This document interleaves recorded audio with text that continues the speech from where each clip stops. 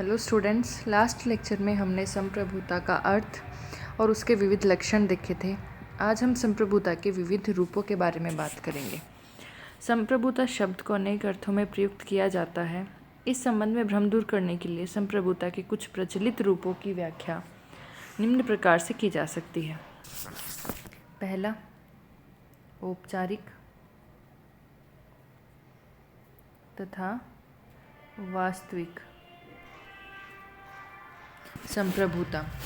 औपचारिक या नाम मात्र की संप्रभुता का तात्पर्य एक व्यक्ति या ऐसी इकाई से है जिसके पास सैद्धांतिक दृष्टि से संपूर्ण शक्ति निहित हो, किंतु जिसके द्वारा व्यवहार में इस प्रकार की शक्ति का अपने ही विवेक के आधार पर उपयोग न किया जा सके। व्यवहार में इन शक्तियों का प्रयोग उनके नाम पर कोई अन्य व्यक्ति ही करे। तो यानी औपचारिक संप्रभुता का मतलब क्या है कि सैद्धांतिक दृष्टि से कागज़ों में अगर देखा जाए तो सारी शक्ति उस व्यक्ति में निहित होगी, लेकिन व्यवहार में अगर देखा जाए, रियल प्रैक्टिस में देखा जाए, तो वो उन शक्तियों का प्रयोग किसी और के विवेक के आधार पर करता है, अपने विवेक के आधार पर नहीं करता। ठीक है, तो जिसके जो रियल में प्रयोग करता है वो कहलाता है वास्तविक संप्रभु, और जिसके पास सिद्धांतों में संप्रभुता होती है वो कहलाता है औपचारिक। जैसे इंडिया में राष्ट्रपति और प्रधानमंत्री की स्थिति है।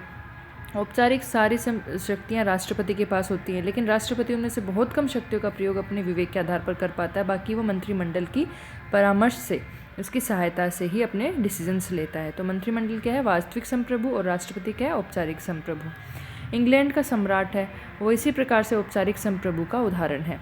सैद्धांतिक दृष्टि से इंग्लैंड में सम्राट ही संप्रभु है, किंतु वास्तविक संप्रभु पार्लियामेंट और मंत्रिमंडल है, जो व्यवहार में सम्राट की संप्रभुता का उपयोग करते हैं।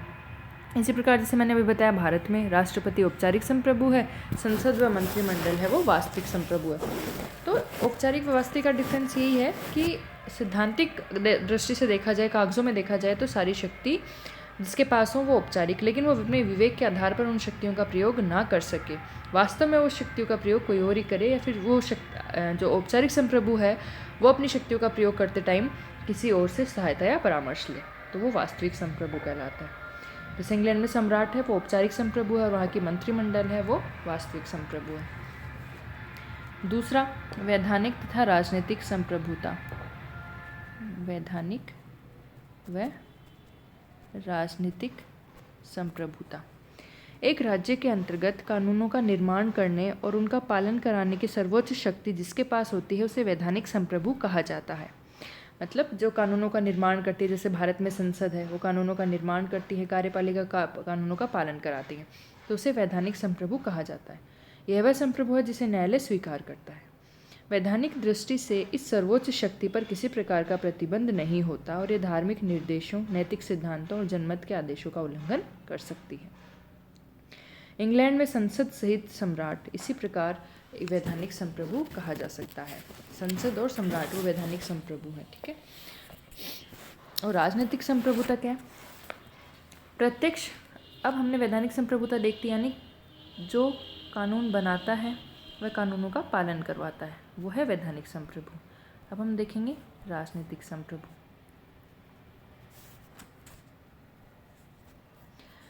प्रत्यक्ष प्रजातंत्रीय व्यवस्था। प्रत्यक्ष प्रजातंत्रीय व्यवस्था क्या है? जहाँ पर लोग, जैसे पुराने टाइम में 5000 लोगों की पॉपुलेशन होती थी, तो जहाँ पॉपुलेशन कम है लोग खुद ही शासन कर सकते हैं, खुद ही अपना कानून बना सकते हैं, तो वो हो गया प्रत्यक्ष प्रजातंत्र। लेकिन आज के टाइम में जब एक कंट्री की, स्टेट की पॉपुलेशन बहुत ज़्यादा होती है, नियम बहुत ज़्यादा कॉम्प्लिकेटेड हो गए हैं, आम नागरिक के समझ में नहीं आते, तो वे अपना प्रतिनिधि अपने वोट के माध्यम से चुनकर भेजते हैं। जैसे अपने प्रतिनिधि हैं वो संसद में बैठते हैं, वो वहाँ कानूनों का निर्माण करते हैं, तो वो क्या है? एक आम नागरिक का प्रतिनिधित्व करते हैं। जैसे हर एरिया से प्रतिनिधि चुनकर जाते हैं, तो वो उस एरिया के लोगों का प्रतिनिधित्व करते हैं, उस एरिया के लोगों की बात सरकार तक पहुँचाते हैं, तो वो क्या हो गया? प्रतिनिधित्व शासन हो गया, प्रतिनिधि लोकतंत्र हो गया।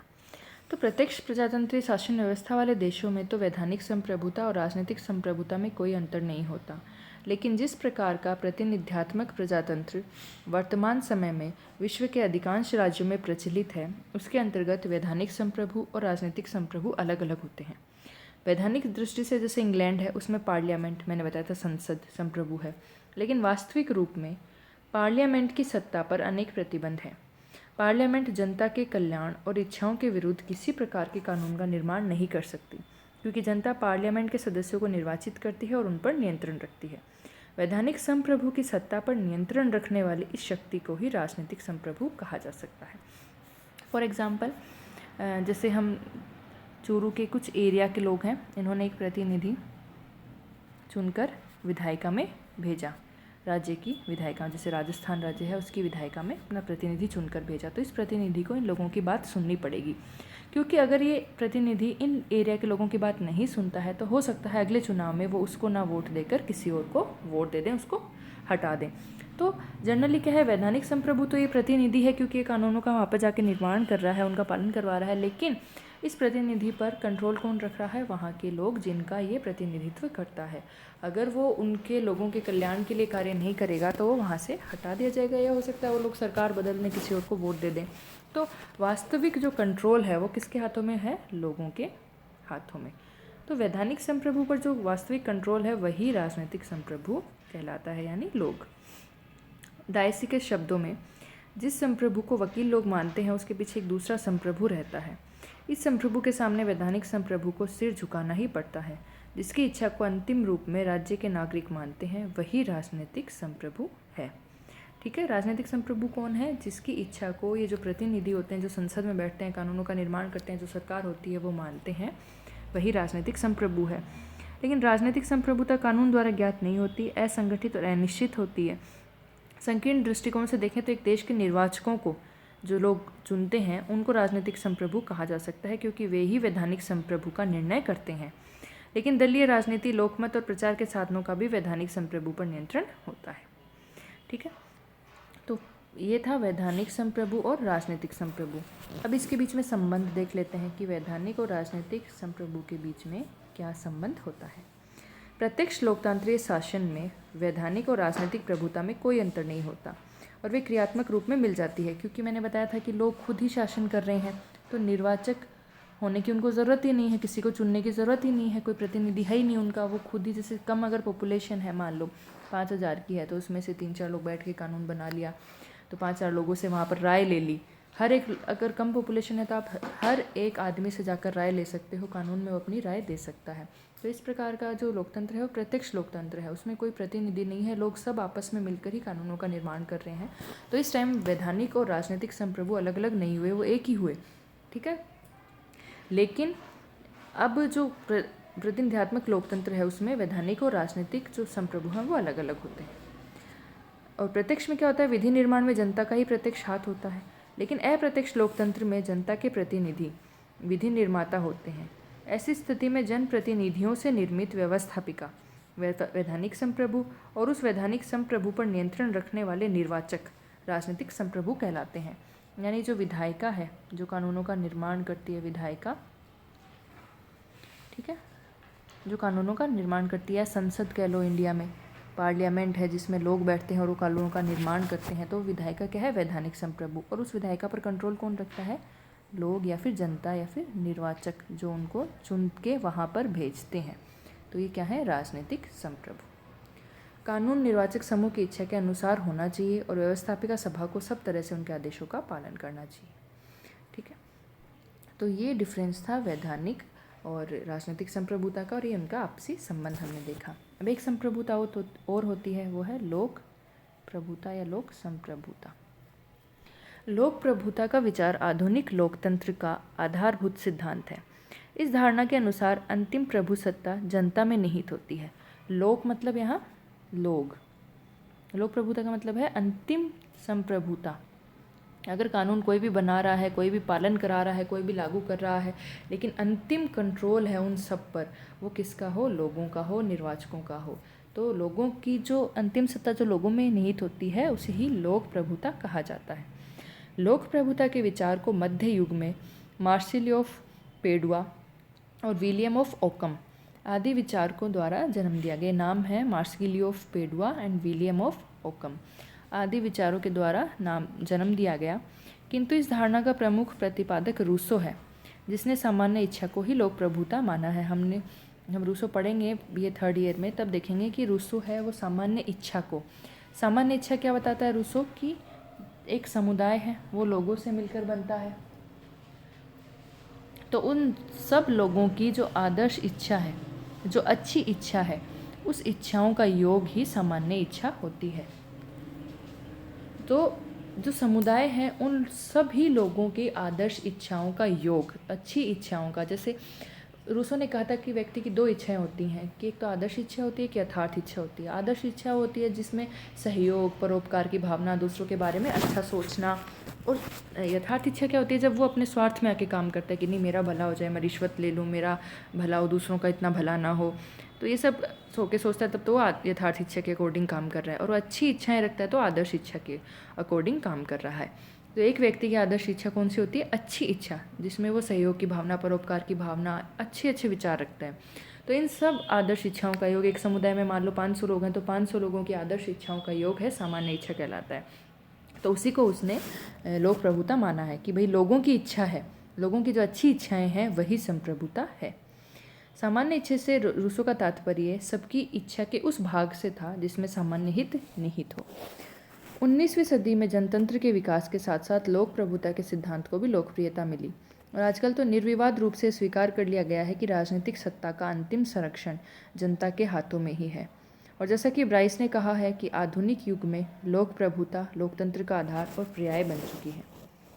परंतु लोक प्रभुता के सिद्धांत के प्रतिपादक स्पष्ट रूप में यह नहीं बताते कि जनता शब्द से उनका तात्पर्य क्या है। एक अर्थ में नवजात शिशु से लेकर मृत व्यक्ति तक, निम्नतम अपराधी से लेकर आदर्शम अपराधी तक, आदर्शम नागरिक तक, ये सभी इस शब्द के अंतर्गत आ जाते हैं।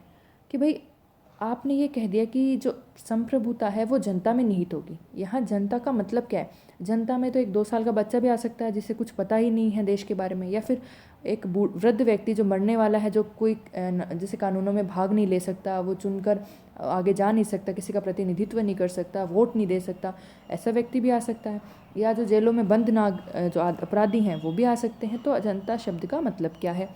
दूसरे अर्थ में इस शब्द में केवल जनता में शब्द में वही व्यक्ति आए जिनमें राजनीतिक चेतना हो, जो उत्तरदायित्वपूर्ण हो, जिन्हें मताधिकार प्राप्त हो और जनसंख्या के बहुमत का निर्माण करते हो। प्रथम अर्थ वाली जनता को प्रभुता देना तो कोरी मूर्खता होगी, क्योंकि उसमें 2 साल का बच्चा भी आ रहा है, एक बूढ़ा भी आ रहा है, जो अब फिलहाल एक अपराधी भी आ रहा है, जो फिलहाल वोट नहीं दे सकते और जिनको देना भी नहीं चाहिए। तो अगर ऐसी डेफिनेशन हम जनता की माने तो फिर वो मूर्खता होगी। और दूसरी डेफिनेशन जो मैंने बताई कि भाई जनता में वो व्यक्ति हैं जिनमें राजनीतिक चेतना है, उत्तरदायित्वपूर्ण है, मताधिकार मिला हुआ है, बहुमत का निर्माण कर रहे हैं। तो इस प्रकार लोक प्रभुता से केवल मताधिकार प्राप्त जनसंख्या के बहुमत का ही बोध हो सकता है। इस अर्थ में राजनीतिक प्रभुता और लोक प्रभुता में कोई अंतर नहीं रह जाता। कि राजनीतिक प्रभुता भी हमने बताया था कि जो निर्वाचक होते हैं, जो जनता को चुनकर भेजते हैं। और यहाँ भी लास्ट में क्या निकला है कि भाई जो जिनके पास वोट देने का अधिकार है, जो उत्तरदायित्वपूर्ण है, वही जनता कहलाएंगे। तो इसलिए लोक प्रभुता और राजनीतिक संप्रभुता में कोई अंतर नहीं रह जाता। इसलिए गार्डनर ने लिखा है कि लोकप्रिय संप्रभुता का अर्थ निर्वाचक समूह की जनसंख्या की शक्ति से अधिक कुछ नहीं होता और ये उन्हीं देशों में संभव है जिसमें व्यापक मताधिकार की प्रणाली प्रचलित करने के लिए वैध रूप से स्थापित मार्गों द्वारा उनकी इच्छा को व्यक्त और प्रसारित करने के लिए क्रियान्वित होती है। ठीक है, तो इन्होंने क्या कहा कि भाई लोक प्रभुता लास्ट में कुछ नहीं है, सिर्फ वो जो निर्वाचक हैं, जो चुनकर भेजते हैं, जिनके पास वोट का अधिकार होता है, जिन्हें पता होता है कि हमें क्या करना है हमारे देश के लिए, किसको वोट देना है, जिनमें चेतना, राजनीतिक चेतना होती है, वही लोक प्रभुता में आते हैं। ठीक है, तो ये था लोक प्रभुता का मतलब। यानी सिंपल अगर शब्दों में समझें तो अंतिम संप्रभुता या अंतिम सत्ता किसके हाथों में होती है? लोगों के हाथों में होती है, जनता के हाथ में होती है। और यहाँ जनता से अभिप्राय क्या है? अब एक साल के बच्चे को आप इस जनता में इंक्लूड नहीं कर सकते, क्योंकि ना तो वो वोट दे सकता है ना वो समझ सकता है। यानी जनता का अभिप्राय क्या है? जो लोग वोट देते हैं या फिर जो राजनीतिक समझ रखते हैं, जो जानते हैं कि हमारे देश के लिए क्या अच्छा है क्या बुरा। तो यानी एक तरह से निर्वाचक, और निर्वाचकों को ही हमने राजनीतिक संप्रभु बोला था थोड़ी देर पहले। तो यानी जनता मतलब राजनीतिक संप्रभु, जनता में संप्रभुता मतलब राजनीतिक संप्रभुता। ठीक है, तो ये थी लोक प्रभुता, रूसो ने इसे लोकप्रिय बनाया था। अब एक देख लेते हैं विधित व यथार्थ संप्रभुता। विधित मतलब एक देश के संविधान द्वारा जिस व्यक्ति या समुदाय को शासन करने का अधिकार प्रदान किया जाता है उसे विधित संप्रभु कहते हैं।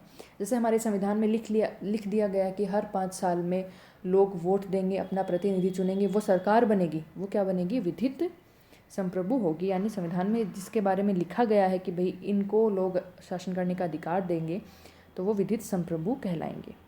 और एक देश के अंतर्गत व्यवहार में अथवा वास्तव में जिसके द्वारा शासन किया जाता है वो क्या है, यथार्थ संप्रभु कहलाता है।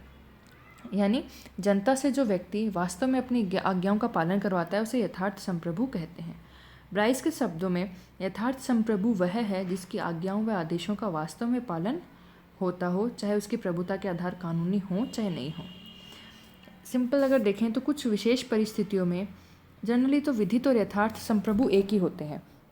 फॉर एग्जाम्पल, जैसे एक एरिया के लोग हैं, संविधान में कहा गया है कि हर 5 साल में लोग वोट देंगे और अपनी सरकार चुनेंगे, तो ये सरकार है यही वास्तव में शासन भी करेगी, क्योंकि यथार्थ का मतलब मैंने क्या बताया कि जो वास्तव में शासन करता है और जिसे संविधान में अधिकार दिया गया है वो विधित है। तो यहाँ पर विधित और यथार्थ एक ही हैं कि भाई संविधान में भी सरकार बनाने को बताया गया, वही सरकार वास्तव में शासन कर रही है।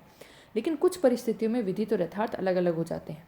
जैसे एक एग्जाम्पल से समझें कि संविधान में कहा गया है कि हर 5 साल में जनता है वो अपनी सरकार चुनेगी, तो जनता ने सरकार चुन ली, यानी विधित संप्रभु तो सरकार है। लेकिन कुछ ऐसा होता है कि मान लो कुछ एरिया इसी देश में इन एरिया के या फिर सैनिकों ने इस सरकार को विद्रोह करके अपदस्थ कर दिया। ठीक है, सैनिकों ने क्या किया कि यहाँ पर जैसे उनमें कोई असंतोष था तो उन्होंने विद्रोह किया, सरकार को हटा दिया और कुछ सैनिकों ने यहाँ पर अपना इस देश पर अपना आधिपत्य स्थापित कर लिया। तो संविधान में ऐसा कहीं लिखा हुआ है क्या कि सैनिकों का शासन होगा? कहीं ऐसा नहीं लिखा हुआ। संविधान में तो सिर्फ ये लिखा हुआ है कि 5 साल में सरकार चुनेंगे और वही शासन करेगी।